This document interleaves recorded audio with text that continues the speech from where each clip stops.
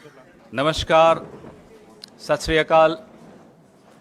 आज आपके सामने हमारे पंजाब के प्रभारी देवेंद्र यादव जी, पंजाब के पीसीसी प्रेसिडेंट राजा वड़िंग जी, पंजाब के हमारे सीएलपी लीडर बाजवा साहब प्रताप सिंह जी और हमारे विशेष मेहमान तो अब नहीं रहे, अब तो हमारे साथ आ गए धर्मवीर गांधी जी। जिनके नाम में गांधी हो उनके विषय में इससे ज़्यादा कुछ बोलना मेरे लिए ठीक नहीं है। ये पूर्व सांसद हैं, आज कांग्रेस का दामन थाम रहे हैं। मैं आगे की कार्रवाई देवेंद्र यादव जी से आग्रह करूंगा कि इस विषय में अपने विचार भी रखें और आपको और भी बताएं कि कौन कौन शामिल हो रहे हैं।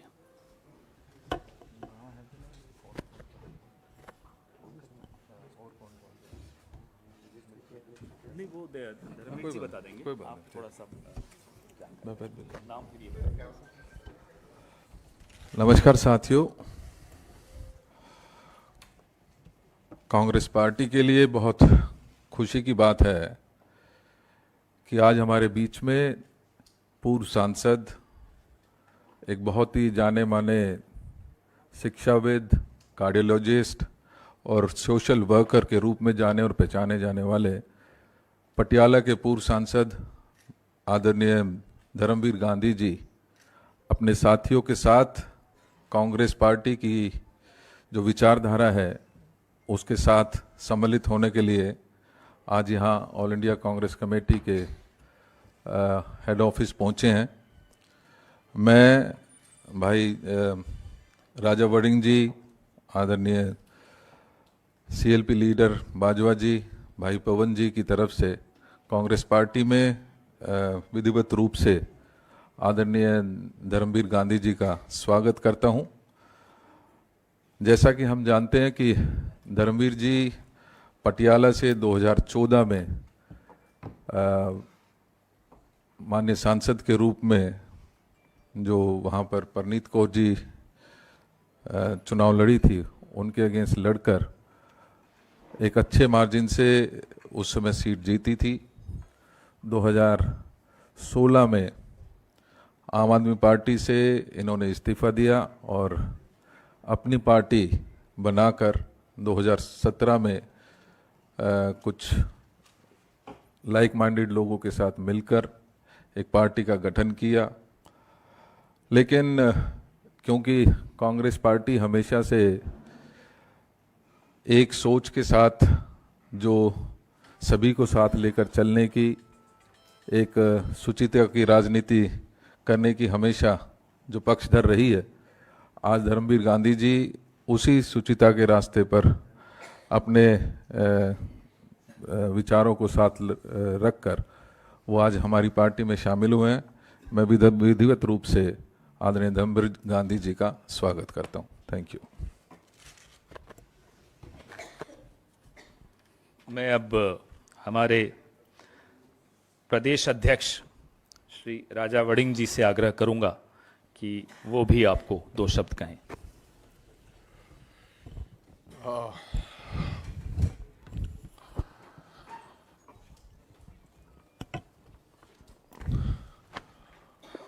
सबसे पहले तो मैं बहुत बहुत आभारी हूं कि गांधी जी ने आज फैसला किया है कि पार्टी से जुड़ने का, बल्कि पूरी पार्टी को कांग्रेस पार्टी में मर्ज करने का। मैं इस बात के लिए उनको बधाई देता हूं और धन्यवाद देना चाहता हूं। और ये एक बहुत बड़ा फैसला है। जिस प्रकार की देश के अंदर राजनीति चल रही है, रोजाना जिस प्रकार का लालच और जिस प्रकार के तौर तरीके अपनाए जा रहे हैं देश के अंदर, तमाम लोगों, कोई एक्स एमपी है, चाहे कोई एक्स एमएलए है, चाहे कोई चेयरमैन है, और जिस प्रकार की राजनीति का दबाव है आज देश में कि ताकतवर लोग और सरकारें जिस प्रकार से लोगों को डरा धमका कर और किस किस तरीके, नए नए तरीके अपनाकर अपनी तरफ लेके जा रही है, आपने देखा ही है। रोजाना कभी ईडी, कभी सीबीआई, कभी लोकल एजेंसीज। लेकिन उस दौर के अंदर ठीक कहा पवन जी ने, जिनका नाम गांधी हो, मैं उनके बारे में ज्यादा कुछ नहीं कहना चाहता।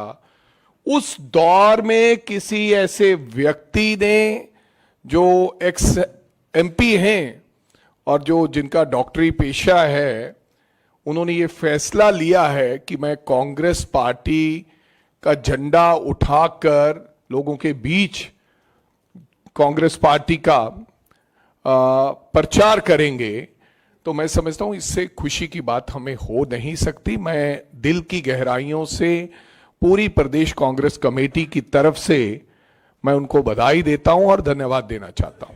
Thank you. मैं हमारे सीएलपी लीडर प्रताप सिंह बाजवा जी से भी आग्रह करूंगा कि वो आपको और भी बताएंगे कि और कौन कौन इनके साथ आ रहे हैं। माइक वो वाला नहीं है क्या आपके पास? लाइए वो दीजिए, ये छोड़िए, मैं आपको दूसरा माइक। बार बार माइकों को मत करवाया करो। बहुत ही सत्कारयोग खेड़ा जी, हमारे पार्टी के स्टेट इंचार्ज देवेंद्र यादव जी, प्रदेश कांग्रेस प्रधान छोटे भाई राजा वड़िंग जी, विशेष तौर पर इधर जैसे पुरानी एक बात कही जाती है कि आप घर आए हमारे खुदा की रहमत, कभी हम आपको कभी घर को देखते हैं। सो गांधी साहब का आना बहुत बड़ा वेलकम है। और सबसे बड़ी बात है कि पंजाब में ही नहीं, सारे हिंदुस्तान में बहुत सारी ऐसी फोर्सेस जो कांग्रेस से दूर हो चुकी थी, कॉन्स्टिट्यूशन बचाने के लिए, डेमोक्रेसी को बचाने के लिए इकट्ठी हो रही। गांधी जी का आना बहुत शुभ संकेत है हमारी जमात के लिए और सारे देश की डेमोक्रेटिक फोर्सेस के लिए। इधर अकेले गांधी साहब ही नहीं,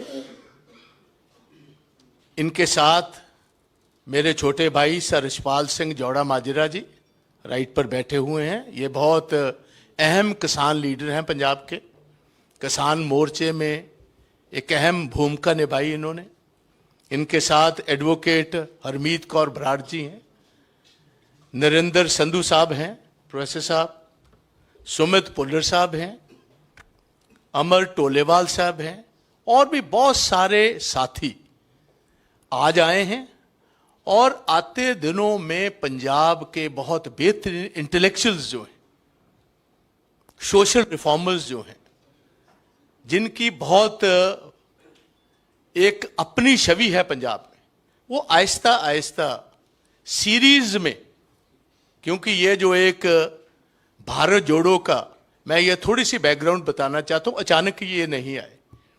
ये तो ऐसे आइडियोलॉग हैं जिनको राजी करना ओवरनाइट नहीं होने वाले थे। बहुत देर से हमारे से इनकी राय अलग हो चुकी थी, मगर जब राहुल गांधी जी ने भारत जोड़ो का कन्याकुमारी से कश्मीर की शुरुआत की है, बहुत सारे वो लोग जो समझते थे कि डेमोक्रेसी को बचाने की जरूरत है, तब 2 दिन लगातार कन्याकुमारी से जब उनकी यात्रा शुरू हुई बाय फुट, 2 दिन गांधी साहब उस यात्रा में रहे। बहुत लंबा अरसा इनकी चर्चा हमारे बहुत सारे साथियों से हो रही थी। सारे पंजाब में ये बात थी कि अगर अच्छे लोग, सोसाइटी के पढ़े लिखे लोग, और ये पेशे से निरे डॉक्टरी नहीं है, एक दफा मैं इनके वहां खुद घर गया हूं, 350 से 400 मरीज का इलाज फ्री, दवाइयां फ्री, हर चीज फ्री करने वाले ऐसे जो लोग हैं, जिनके मन में ये बात है कि ईमानदारी से इस देश को मजबूत रखना है, तो हमारे साथ आए, इनके साथी आए हैं। मैं इनको वेलकम करता हूं। बहुत बड़ी ताकत हमारी सारी इस मूवमेंट को मिलेगी। कल भी आपने देखा जैसे सारा इंडिया ब्लॉक इकट्ठा हुआ है, तो इनके आने से एक बहुत बड़ी ताकत हमें मिल रही है। हम इनको वेलकम करते हैं। अब मैं ये माइक आप खैर साहब, गांधी साहब स्पीक, तो पहले हम गांधी साहब का थैंक यू फॉर्मली वेलकम करेंगे और बाकी जो उनके साथ आ रहे हैं उनका।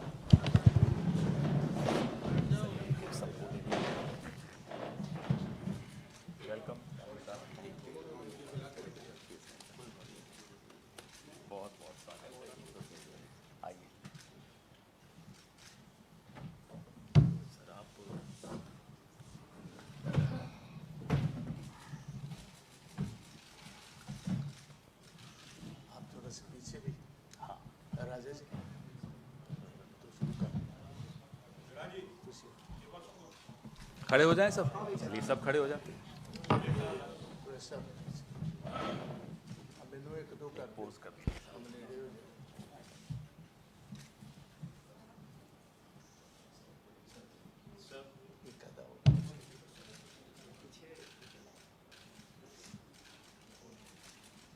Thank you, thank you. अब हम बैठ जाएं। ठीक ठीक ठीक ठीक है। अब मैं धर्मवीर गांधी साहब से आग्रह करूंगा कि वो अपने विचार आपके सामने रखें, वो अपने कारण बताएं और जो उनके ख्याल हैं आज के दौर को लेकर उनसे आपको अवगत कराएं। पत्रकार साथियों और मंच पे विराजमान हमारे बहुत ही माननीय पवन खेड़ा जी, पंजाब स्टेट कांग्रेस के प्रधान राजा वड़िंग जी और पंजाब सीएलपी के लीडर प्रताप सिंह बाजवा साहब और बहुत से और महानुभाव जो मेरे साथ पंजाब से आए हैं, जिनमें एडवोकेट्स हैं, प्रोफेसर्स हैं, रिटायर्ड प्रोफेसर्स हैं, इंटेलेक्चुअल्स हैं।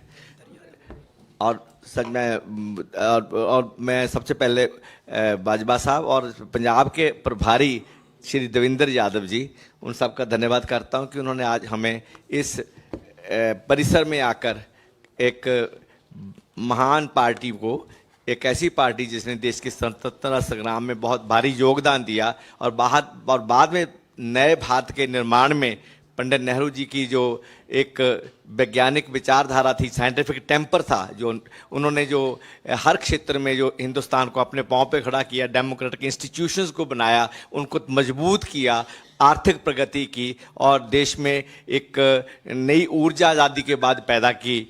तो इस परिसर में आकर हम लोग बहुत संतुष्ट हैं, बहुत खुश हैं। जहाँ तक मेरा ताल्लुक है, मेरा नाम डॉक्टर धर्मवीर गांधी है। गांव से आए थे, जो गांव की संवेदनाएं थी वो साथ लेके आए थे, मेडिकल कॉलेज में आए, डॉक्टर बने। विद्यार्थी जीवन से मैं सक्रिय राजनीति में चला गया। मैं वामपंथी विचारधारा से प्रभावित हुआ और यहाँ तक कि एमरजेंसी जब मेरा फाइनल ईयर था तो उस वक्त मुझे जेल भी जाना पड़ा। तो जेल से छूटकर एमबीबीएस किया, फिर एमडी किया, फिर कार्डियोलॉजी में मैं असिस्टेंट प्रोफेसर के बतौर रिटायर हुआ गवर्नमेंट मेडिकल पटियाला से।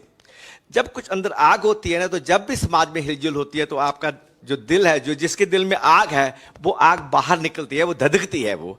और जब 2011-12-13 में जो अन्ना आंदोलन चला, तो मेरे को ऐसे लगा कि जब सारी दुनिया सड़कों पे है, हवा का एक नया ठंडा झोंका आया है, देश बदल रहा है, समाज बदलेंगे, देश बदलेंगे, नई राजनीति करेंगे, एक लोगों की बात करेंगे, इंट्रा पार्टी डेमोक्रेसी होगी, स्वराज होगा और एक नई राजनीति शुरू होगी, पारदर्शी राजनीति का युग आया है। तो मैं अपना क्लिनिक बंद करके I just joined the party, आम आदमी पार्टी।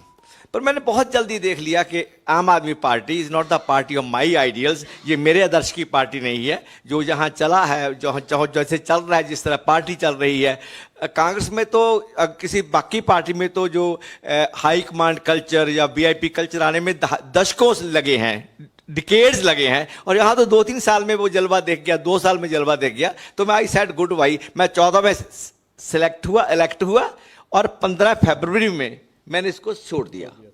उसके बाद मैं अलग अलग प्लेटफॉर्म में एक्टिव रहा, अपना डॉक्टर के तौर पर भी और सामाजिक कार्यकर्ता के तौर पर भी। आज जब राहुल जी ने ये भारत जोड़ो यात्रा शुरू की, तो क्योंकि मैं खुद राजनीतिक तौर पर मेरे में भी हलचल चल रही थी, उथल पुथल चल रही थी, तो मैंने देखा कि आज ये साधारण समय नहीं है, ये असाधारण समय है। They are not ordinary times, they are extraordinary times. और इस समय जिस आदमी के दिल में जमहूरियत धधकती है, सेकुलरिज्म है, संविधान के प्रति आदर है, इंडियन कॉन्स्टिट्यूशन की इथोस है, उसके लिए उसके मन में एक उसके साथ रहना चाहता है। और जो संस्थाएं हैं, लोकतांत्रिक संस्थाएं हैं, उनकी जो आज़ादी है उसको बरकरार रख देखना चाहता है और देश में सामाजिक न्याय की बात वो देखना चाहता है। तो ऐसे समय में जब ये सब कुछ खतरे में हो और जब 2024 ना तो ये ऑर्डिनरी टाइम्स हैं और ना 2024 का इलेक्शन ऑर्डिनरी इलेक्शन है, देश का इतिहास लिखे जाने वाला है। देश ने किधर जाना है, कौन सी दिशा अख्तियार करनी है, किस दिशा में जाना है, वो एक बहुत महत्वपूर्ण इलेक्शन है। तो ऐसे समय में हम मेरे जैसे लोगों के लिए जो जब से जवानी में पैर रखा है तब से ही वो एक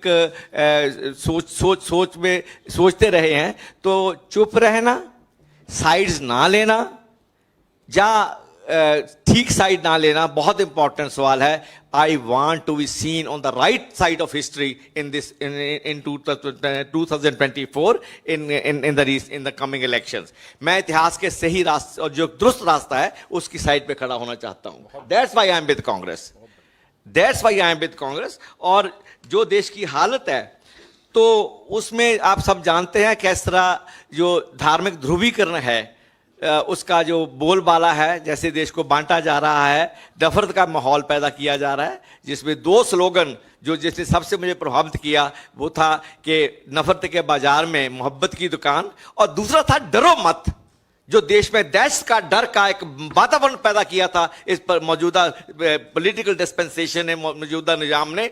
जो देश सहमा हुआ देश था, सहमा हुआ विपक्ष था, आम लोग सहमे हुए थे, उसको जो नारा दिया डरो मत, इट अफेक्टेड मी रियली। और सच में लोगों ने डरना बंद कर दिया मौजूदा सत्ता से। तो ये दो तीन बातें थी। तो जब राहुल जी ने जब कॉल दिया, I reach Kanyakumari, stayed there for 2 days, फिर मैंने पंजाब में ज्वाइन किया, देन मैं जम्मू कश्मीर में, वहाँ 3 दिन रहा मैं कश्मीर में। I from start to end I was emotionally physically associated with Bharat Jodo Yatra and then Bharat Jodo Nyay Yatra again in different forms. So ये सारा कुछ एक थोड़ा प्रसंग है। तो देखो, एक तो मैंने पहले बोला है कि जो रिलीजियस पोलराइजेशन है, जो समाज को बांटने वाली है, देश को तोड़ने वाली है, that has to be fought. और मैं कहता हूं कि this is a war which has to be fought and I am going to fight this war. Election, no election, MP no MP, ticket no ticket, that's not the question at all. It was never from my childhood till date। ना ये आम आदमी party join करने के समय था और ना ये आज है। I want to make it clear to media people and to the Congress party also. Congress does not need me. I need Congress because I have something inside me which is burning every time कि देश किधर जा रहा है। मैं जब पैदा हुआ था, मैं किस हवा में पैदा हुआ था, और आज जो हवा है वो कैसी हवा देश में चल रही है। This is what Gandhi is. This is what Dharamveer is. सो ये माहौल है, रिलीजियस पोलराइजेशन का माहौल है, जो सेफ्रनाइजेशन किया जा रहा है, जो सोशल फैब्रिक है जो तोड़ा जा रहा है, उसको नष्ट किया जा रहा है, और जो धार्मिक ध्रुवीकरण है ये जितना बड़ा खतरा है, और इकोनॉमिक डिस्पैरिटी, जो आर्थिक विषमता है वो आसमान छू रही है। अब कोई किसी वक्त ना कि गरीब और अमीर का एक कोई प्रोपोर्शन हुआ करती थी, इट इज डिसप्रोपोर्शन। पता ही नहीं है कि अडानी के पास कितना पैसा चला गया है, पता ही नहीं कि हिंदुस्तान के 200 परिवारों के पास कितना पैसा है और बाकी 70-80% लोग किस हालत में जी रहे हैं। जो आर्थिक विषमता है, और जितना बड़ा ये सवाल है, और जिसको अक्सर हमारे दो के साथ राहुल जी ने बड़ा टाइमली, और जब लोगों का ध्यान इस तरफ नहीं था, जिस स्लोगन खड़ा किया था, तो वो it was a very indicative, very descriptive slogan था। I was quite impressed with that also. And thirdly, complete sell out of the national assets, जो लोगों की संपदा है, जिसमें मेरे बाप का हिस्सा है रेलवे में, मेरे पिता टीचर थे, हमारा हिस्सा है, मेरा हिस्सा है देश की संपदा में। उस संपदा को जिस तरह करोड़ों के भाव बेचा जा रहा है कॉर्पोरेट सेक्टर को, that is totally unacceptable, not only for me and for every that person who has stake in this country, जिनका स्टेक है इस देश में, इस देश के भविष्य में, इस देश के अब सियासी आबो हवा में भी, और दूसरी तरह भी।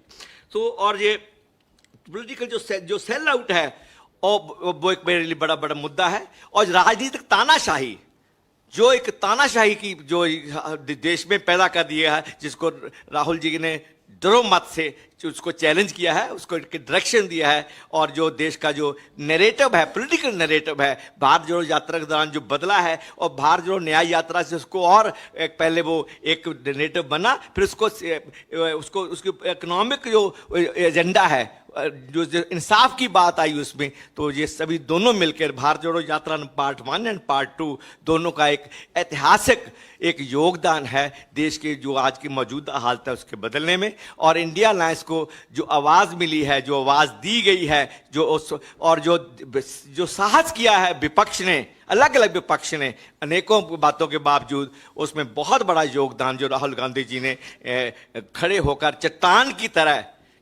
की तरह खड़े होकर जो मुकाबला किया है, जो पॉलिटिकल जो मौजूदा सत्ता थी, उसका बहुत बड़ा योगदान है। तो मैं उससे भी प्रभावित रहा। तो अगेन मैं एक बात कहना चाहता हूं कि these are not ordinary times and 24 is not the ordinary election. And ये जंग है जो हम लड़ेंगे और हर हालत में लड़ेंगे, पूरे जोर से लड़ेंगे। और उसके बाद जो अंत में जो मैं आपसे कहना चाहता हूं कि जो संस्थाएं हैं जिनके ऊपर जो आधार है हमारी डेमोक्रेसी का, चाहे वो ईडी हो, चाहे वो सीबीआई हो, चाहे वो कैग हो, चाहे वो जुडिशरी हो, चाहे वो मीडिया हो, जिस तरह उनका हनन हुआ है, उनकी जो प्रभुसत्ता है उस पर हमला हुआ है, उनको पॉकेट ऑर्गेनाइजेशन बना के भारतीय जनता पार्टी चल रही है, this is not again acceptable in any democracy, not at all. हम लोगों ने अब खुली हवा में सांस पैदा हुआ मैं 1951 में, और मैं खुली हवा में मरना चाहूंगा। That's why I am here with Congress. It's my science says, I am a man of science, मैं डॉक्टर हूं, मेरे my science says, my logic says, my sense of argument, sense of reasoning says कि जो चल रहा है वो गलत है, and that's why I am here with Congress. Welcome, बहुत बढ़िया। So I hope you understand my spirit. I'm not here for any ticket or for any seat. Nothing I did. I'm full of life with my professional life. मैं आप मेरे पास आएंगे पटियाला में, देखेंगे कि line लगी होती है लोगों की, और आज से नहीं, पिछले 50 साल से लगी हुई लाइन लोगों की। I am full of life, मैं जिंदगी से भरपूर हूं, भरा हुआ हूं जिंदगी से, बट स्टिल I feel कि more than a doctor, I have a duty towards my people, towards future generation. हम आने वाली नस्लों के लिए जवाबदेह हैं। मैं जवाबदेह हूँगा नस्लों के लिए कि जब देश को इस तरफ ले जाया जा रहा था, बांटा जा रहा था, लड़ाया जा रहा था, तबाह किया जा रहा था, बेचा जा रहा था, तो गांधी कहाँ था? और गांधी इतिहास के इस मोड़ पे हिस्ट्री के सही पास से खड़ा होना चाहता है। Thank you very much. आपके शब्दों ने हमारे को बहुत प्रेरणा दी, और इस जज्बे का स्वागत है। इस जज्बे की जगह कांग्रेस पार्टी में हमेशा है, थी और रहेगी। बहुत बहुत धन्यवाद। अब आपके सवाल। बहुत अच्छे आपने बहुत जल्दी आम आदमी पार्टी की विचारधारा को देखा, समझा, और आपका मोह भंग हो गया। Yes sir. आप तो डॉक्टर भी हैं, शिक्षाविद भी हैं। हाँ जी। आपसे इतनी बड़ी भूल कैसे हो गई पहचानने में? और अगर आपने अपने आप को करेक्ट कर लिया है कांग्रेस में आके, हाँ जी। तो पंजाब के जीते हारे सभी लोगों को कांग्रेस ज्वाइन करने की अपील करेंगे आप? देखो, मैं तो कहूँगा जो भी राइट्स थिंकिंग पर्सन है, जिसके दिल में डेमोक्रेसी है, सेकुलरिज्म है, प्लूरलिज्म है, जो संविधान है, जो सोशल जस्टिस है, सबको कांग्रेस ज्वाइन करनी चाहिए। Because this is the only party which along with the regional party with all their limitations has the potential to out this government, to defeat this government. मैं तो कहूँगा सबसे नंबर 1। नंबर 2, मैं कैसे मार कैसे खा गया? कल मैंने मार नहीं खाई, इतने घाट लोगों ने मार खाई, और देश में हजारों लाखों लोगों को लगा कि ये तो नई हवा का झोंका है, ठंडा झोंका आया है, और जो हम वेट कर रहे थे, इनकलाब आ गया कि नई राजनीति की शुरुआत होने वाली है, एक स्वच्छ राजनीति की, पारदर्शी राजनीति की, जवाबदेह राजनीति की। वो लोगों ने धोखा खाया, तो मैंने भी खाया। पर मैंने वो सबसे पहले पंजाब में मैंने करेक्ट किया। मैं फरवरी 2 जो पहली एनसी की मीटिंग, जहाँ प्रशांत जी और जोगिंदर जी को इन्होंने बड़ा ही मतलब उनको जलील करके बाहर निकाला। मेरे को कुछ नहीं बोला था। आई वॉज CLP, मैं कांग्रेस का लीडर था, मैं आम आदमी पार्टी का लोकसभा में कांग्रेस में I was leader of the party इन लोकसभा। मेरे से अरविंद जी कोई लड़ाई नहीं हुई। आई एम नथिंग टू से on personal ground with him, but जिस तरह उसने जलील किया और परेशान और आउस्टर किया, तो जो इंट्रा पार्टी डेमोक्रेसी का, जिसकी मेरे मन में बड़ी था कि यहाँ बात सुनी जाएगी, बात कही जाएगी, हम लोग मिलके नया हिंदुस्तान बनाएंगे, वो सपना टूट गया। And I said good by in February 2015। 14 में चुन के आया मैं मई 14 में, 15 फरवरी में निकल गया। बाकी लोगों को निकाला गया है पंजाब में। डॉक्टर साहब, हेलो। हाँ जी, हाँ जी, हेलो। ਹਰਿੰਦਰ ਸਿੰਘ ਖਾਲਸਾ, ਤੁਸੀਂ ਪਹਿਲੇ ਉਹ ਲੀਡਰ ਸੀ ਜਿਨ੍ਹਾਂ ਨੇ ਇਹ ਕਿਹਾ ਸੀ ਕਿ ਭਗਵੰਤ ਮਾਨ ਸ਼ਰਾਬ ਪੀ ਕੇ ਆਉਂਦੇ ਨੇ ਜਾਂ ਮੁਸ਼ਕ ਆਉਂਦੀ ਹੈ। These are small। ਮੇਰਾ ਸਵਾਲ ਪੂਰਾ ਹੋ ਰਿਹਾ। जितना बड़ा कंटेक्स्ट नहीं, मैं ना जितना बड़ा कंटेक्स्ट आज दी ज्वाइनिंग का भगवंत मान दी शराब, कैप्टन दी रूसा, this no place for them. ना ना ना ना ना सर, गांधी जी। नहीं नहीं नहीं, मैं it liquidates the importance of my joining party। भगवंत मान दी शराब का मेरे वास्ते कोई प्लेस नहीं, पर्सनल इशू है। गांधी जी। कैप्टन की रूसा पर्सनल इशू है, नॉट फॉर मी। पंजाब च बदलाव होया डॉक्टर साहब, सवाल मेरा ये नहीं, नो नो नो बदलाव एट ऑल, नो बदलाव। गांधी जी, आपने कहा कि मैंने कांग्रेस पार्टी को ज्वाइन किया खुली हवा में सांस लेने के लिए। हाँ जी। नहीं लगता है कि आप चुनाव के वक्त में खुली हवा में सांस लेने के लिए कांग्रेस का दामन थामा? Not at all, not at all. It is open to you. They may not. I not bother at all, because this is not an age to do active parliamentary politics. Yeah, electoral politics. I'm 74. I have diabetes. I have coronary artery disease. मेरे stent डला हुआ है. एक आंख की मेरी रोशनी नहीं है. I am blind by one eye for the last 15 years, and I have diabetes. I am hypertensive with coronary artery disease. I am full of life. I don't want life in Congress. I am in Congress for some different reasons, for historical reasons. Doctor साहब, अरे हो गया।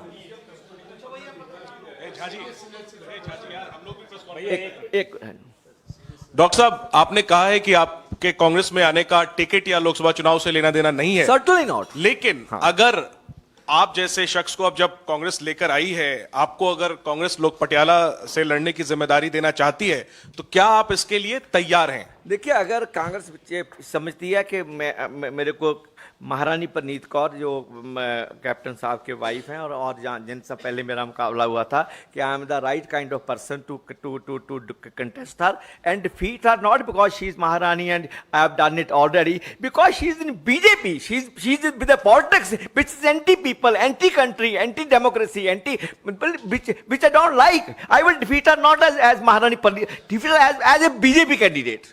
आप तैयार हैं? लड़ाई के लिए आप तैयार हैं? Yes, if I get a chance, in spite of my limitations, health limitations, family limitations, and age limitations, मैं कहता हूँ ये जंग है जो लड़ूंगा और लड़ी जाएगी। एक सवाल और आपकी परमिशन से, आपने कहा कि आप इतिहास में सही जगह पे खड़े होना चाहते हैं। Very right. तो जो आपकी पुरानी पार्टी थी आम आदमी पार्टी और उसके नेता अरविंद केजरीवाल, Yes. वो इतिहास में आज कहां खड़े हैं आपके मुताबिक? क्योंकि दिल्ली में उस पार्टी से आपकी पार्टी का गठबंधन है और पंजाब में आप लोग आमने सामने लड़ रहे हैं। आज अरविंद केजरीवाल जुडिशियल कस्टडी यानी जेल में चले गए हैं, लेकिन अभी भी वो मुख्यमंत्री की कुर्सी पर बने हुए हैं। क्या आपको लगता है कि उन्हें मुख्यमंत्री की कुर्सी से इस्तीफा देना चाहिए? देखो, आम आदमी पार्टी और केजरीवाल की इंटेंशन पे इंडिया अलायंस में आने के उनके मकसद, उनकी जो आइडिया है, उस पे अनेकों आशंकाएं होने के बावजूद हिस्ट्री में ऐसे मुकाम आते हैं जहां आपको बड़ी बड़ी बातें छोड़नी पड़ती है, भूलनी पड़ती हैं, पीछे ढकेलनी पड़ती है, समय आने पर वो सब कुछ देखा जाएगा। हाँ जी,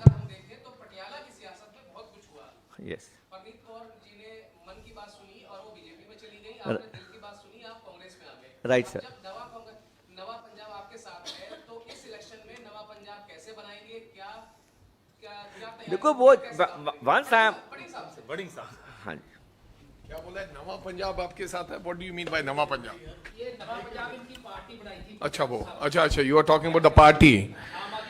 देखो, बात ये है, मैंने पहले भी कहा है कि इस दौर में आपके सामने है गांधी साहब, उन्होंने अपनी भावनाएं ये भी कहा कि मैं जरूरी नहीं है कि यहां चुनाव लड़ने के लिए आया हूं।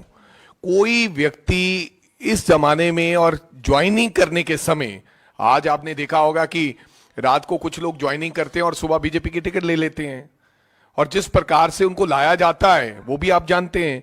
और जिन भावनाओं के साथ गांधी जी ने कहा है, मेरे को लगता है कि हमें ऐसे लोगों की जरूरत थी, ऐसे नए पंजाब की। और ऐसे मेरे को गांधी साहब से हम लोग मैं नहीं हूं, बहुत सारे ऐसे लोग हैं जो प्रेरित थे, क्योंकि उनका व्यक्तिगत जो काम करने का तरीका, लोगों से आने जाने का तरीका, जिस तरीके से वो सोशल वर्क करते हैं और ना कुछ चाहते हुए, that's a very I think अच्छी बात। और मेरे को लगता है कि इनके आने से पार्टी में बहुत और मजबूती आएगी। लोग ये समझेंगे, क्योंकि पता क्या है, आज जो ज्वाइन करके चले गए बहुत ट्रोल कर रहे हैं। कुछ तो ऐसे थे जो आम आदमी पार्टी में चले गए 6 महीने पहले, उन्होंने आम आदमी पार्टी ने टिकट देके एमपी बना दिया, फिर बीजेपी ने अभी टिकट दे दिया, वो 6 महीने बाद बीजेपी में आ गए। आज पंजाब के अंदर लोग अच्छे लोगों को ढूंढ रहे हैं।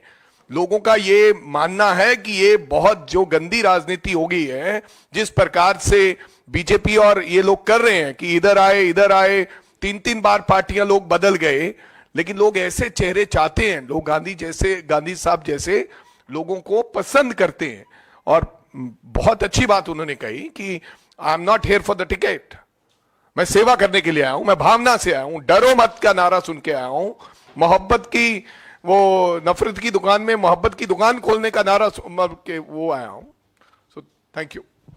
पवन सर, सवाल मेरा आपसे है। लगातार इलेक्टोरल बॉन्ड को लेकर आप लोग बोलते आए हैं कि इलेक्टोरल बॉन्ड जो है वो बीजेपी की लाई हुई एक स्कीम है। तमिलनाडु के एक चैनल में प्रधानमंत्री ने इंटरव्यू दिया, उन्होंने उसमें कहा कि इलेक्टोरल बॉन्ड के जरिए ही ये चल पाया है पता कि इनकम ऑफ सोर्स यानी कि किसको कितना पैसा मिल रहा है और कहां कहां पैसा जा रहा है।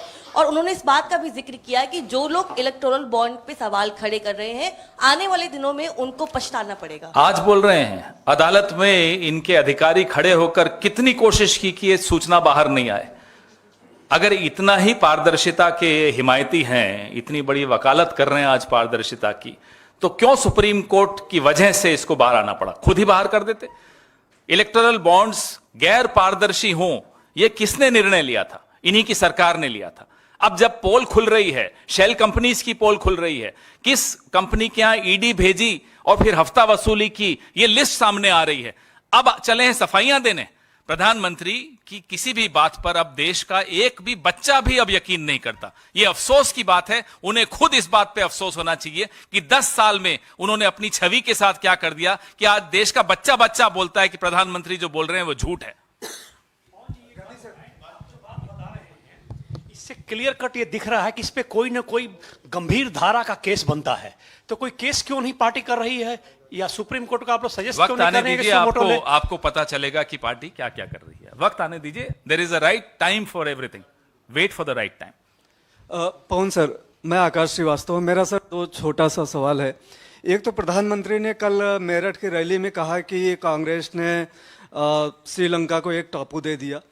वो 10 साल शासन में रहे हैं प्रधानमंत्री, तो आज इस मुद्दे को क्यों उठाया है? इस पर आपका जवाब सर। और सर एक और छोटा सवाल गांधी सर से।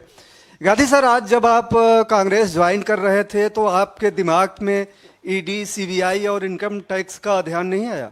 नहीं आया, आएगा भी तो इट डजंट मैटर।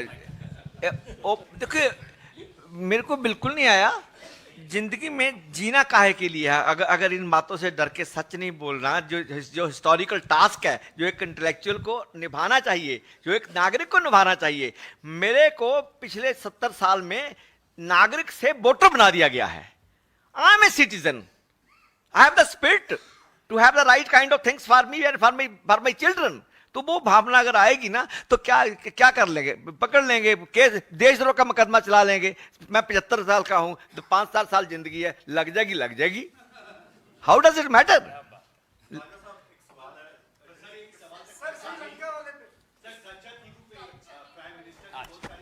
प्रधानमंत्री होमवर्क करके आते नहीं है। इन्हीं की सरकार में 2015 में इसी मुद्दे पर एक आरटीआई हुई। वो आरटीआई में अभी आपको सर्कुलेट कर देता हूं। उसमें लिखा है, this did not involve either acquiring और सीडिंग ऑफ टेरिटरी। इन्हीं की सरकार कह रही है कि ना कोई जमीन श्रीलंका को दी, ना उनसे कुछ लिया। इन्हें इतना समझ नहीं है कि अभी कुछ साल पहले इन्होंने बांग्लादेश के साथ इसी मैत्री को आगे बढ़ाते हुए जो बांग्लादेश चाहता था वो किया। इन्हें इतना नहीं पता कि 2014 तक इस आइलैंड के आसपास फिशिंग राइट्स थे। 2014 के बाद वो फिशिंग राइट्स क्यों चले गए, इन्हें जवाब देना है। कटघरे में इन्होंने खुद अपने आप को खड़ा कर दिया। और बेचारे जयशंकर जी, अब उनको मजबूरी है, उनको जवाब देना पड़ता है, उनको प्रेस कॉन्फ्रेंस करनी पड़ती है। जरा कोई जयशंकर जी से पलट के पूछ ले कि साहब आप तो चीन के एम्बेसडर रहे हुए हो, क्या हो रहा है? 4000 स्क्वायर किलोमीटर चीन ने कब्जा कर लिया, क्यों नहीं जवाब देते? क्या किया इन लोगों ने?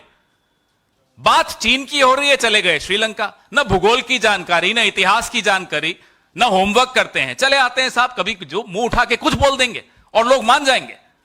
प्रधानमंत्री को शोभा नहीं देता इस तरह से हल्की बातें करना। किसान एक बार फिर चंडीगढ़ कूच कर रहे हैं। वो कह रहे हैं कि ਜਿਹੜੇ ਕਾਨੂੰਨ ਅਸੀਂ 3 ਵਾਪਸ ਕਰਾਏ ਸੀ, ਉਹਨਾਂ ਨੂੰ 2 ਨੂੰ ਪੰਜਾਬ ਸਰਕਾਰ ਨੇ ਫਿਰ ਤੋਂ ਲਾਗੂ ਕਰ ਦਿੱਤਾ ਹੈ। माइक इनको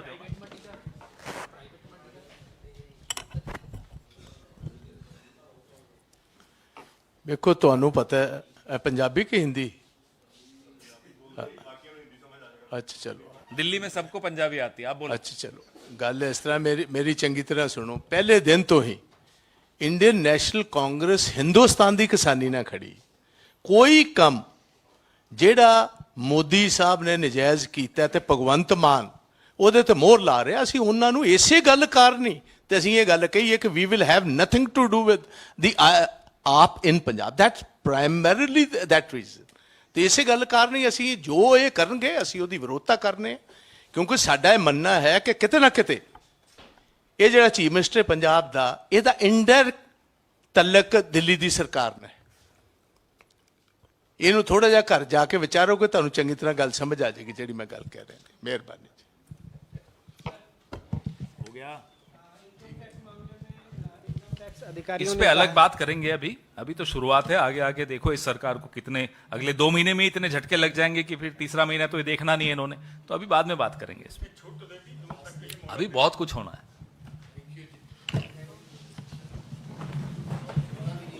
एक बार खड़े होकर पोज कर लें साहब, भाई साहब उनको भी रोक दो, पोज करना है।